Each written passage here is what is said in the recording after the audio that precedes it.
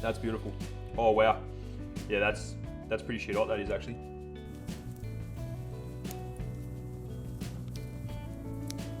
G'day and welcome to the Ducker and Tyne YouTube channel. This is episode 6 of Does It Venison, and today we're doing a red wine casserole. To be completely honest, I have high hopes for this dish. I imagine it's gonna work. When you talk about red wine, rich meat, casserole stew like this, like, it's pretty fair.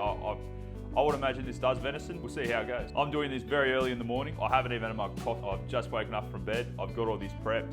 Cutting onions first thing in the morning was pretty brutal. This is an 8-hour cook. I find I'm gonna use the top roast and I've just diced it up. So you've got some silver skin in there, you got a little bit of tougher muscle going on in there. So my theory behind that is the longer a slow cook with that sort of cut of meat on on venison does help break everything down, and that silver skin will turn into a nice sort of gelatinous sort. I don't know the actual term for it. I'm not a chef, but it's like a gelatinous sort of like it just breaks that silver skin down. So you can cook silver skin on the meat. You just have to cook on a low and slow temperature. So we're doing 8 hours. I've cut my carrot thick, celery thick, and my onion in somewhat decent chunks. The recipe does call for this all to be brown first. It calls for the venison to be brown and the onion to be brown. Because of how I'm gonna have to pick through that, so I'm just gonna toss that all in, give that a bit of color, and toss that in and give that a bit of color too. So yeah, let's get stuck into it. Alrighty, we get that hot. Yep. And as always, bit of olive oil. Got your pan, then we just chuck our venison in. And we're just browning these.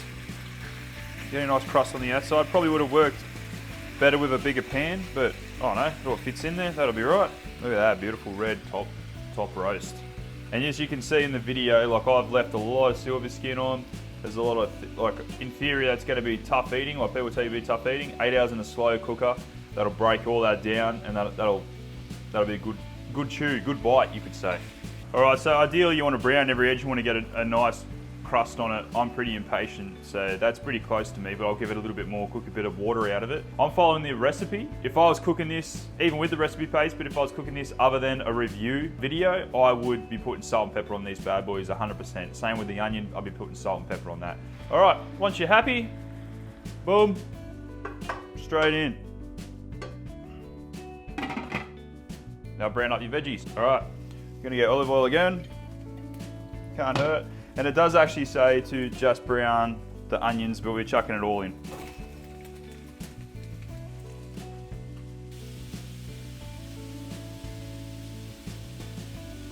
All right, same deal. When you're happy with your veggies, they're gonna all go in. Geez, I'll tell you what, a bit of salt and pepper wouldn't go straight right about now. But we're doing a proper review, so who knows, it might turn out absolutely beautiful and I didn't even need it. That's sort of what we're working with right now. What I'm gonna do actually, I'm gonna put a bit of water in the pan, get some of them pan juices. So I've just, a bit of water, pan juices, get some of that flavor in there as well. Don't wanna leave that behind. All right, now we go pack, full pack. I'm gonna put some water in that too, just to get all the rest of so I'll put water, I filled that up. I don't know if you can see, filled that up, get all the flavor out of there, all the pack of flavor out of there. All right, now your red wine, don't drink it. It's going in the slow cooker. Here we go, oh yeah. With red wine, use a wine you're familiar with the flavor with. I always say to people, like you wanna actually enjoy the flavor it's adding to the cook. If you don't drink wine, you're not a fan of wine, then I usually chuck cab savs in stews. That's generally what I like to do. Good rich hearty flavour. I'm actually gonna put a bit more water in this because with my stews, this is gonna be in there for 8 hours. That's only just covering, so I'm gonna put maybe a cup of water in here. Try and get any leftover pan juices, and I'm gonna see how that goes, all right? So in theory, I guess we'll probably diminish the flavour of the sauce pack there. We'll probably water it down a bit, but I don't want a dry eating experience, and this is going to be in there for 8 hours. I'm going to come back and check this and stir it probably every hour, every 2 hours. I'm going to be doing stuff around the house, bit of yard work, so I'm not going to watch it too intently. I generally just leave these and go out hunting and come back and eat them overnight, eat them for dinner. So I usually put a lot more water in it so it can break down over the day. Alrighty, so I've been doing a fair few things around the house. This has been cooking for about 6 hours now. I think, yeah, about 6 hours now. I think I left it at 8:30. I've stirred it maybe every hour, 2 hours when I've remembered to stir it. It is smelling fantastic. Like, the house smells beautiful. It is thickening up nice. Now, mandatory check. If you're doing a stew, you've got to check it midway through. This is going to burn, but oh, that's beautiful. That's actually, I'd say that's done now, actually. Oh yeah, look at that. Pulled apart. Not even trying. Look at that. Boom. Oh, that's hot. Shit. Woohoo! Very hot. That's beautiful. Oh wow. Yeah, that's pretty shit hot, that is actually. Yeah, that's pretty good. That might be the pick. So this originally said for 6 hours. Originally said for 8 hours on low. This is only 6 hours in, 6.5 hours into the cook, and it's perfect. As you just seen, pulled apart. I will do a proper review on it when it's done. Actually, yeah, that's fantastic.